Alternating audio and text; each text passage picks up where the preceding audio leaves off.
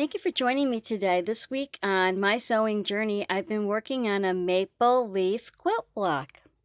This, I started out by making my chart because as you can see, the half square triangles go in a certain way, and if they are done wrong, it's not going to make this block. So the first thing I did was, after getting my fabrics together, I did my half square triangles first, which mine squares are 2.5-inch square all the way around. So I cut out my fabrics. I put the fancy fabric on top of it and sewed diagonal and flipped it over, and there's my half square triangle. Then I put now you can do it two different ways. You can go this way or you can go this way to do your first row. But I did mine this way, going up. I did the next half square triangle and then put them right sides facing together and sewed a 1/4 inch seam allowance. And then I took the last square, which equals to this one here, the plain one of the background color, and put it on top, and then sewed 1/4 inch, and then put this aside. The next row I did, the half square triangle goes, the fancy fabric goes this way.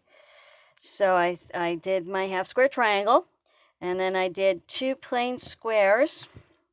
Plain squares meaning no half square triangle.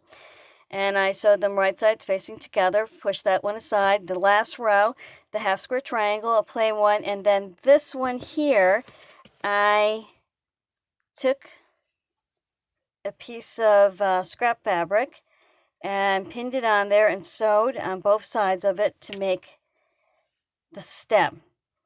And you got to watch which way you go with this, because if you put the stem going this way, it's not going to look like a leaf. So again, reference to your chart. And then I sewed that on to the row. And then you line up, you're going to line up these 2 seams here, and then you're going to sew 1/4 down, and you do the same here, and you are done, and that is your leaf.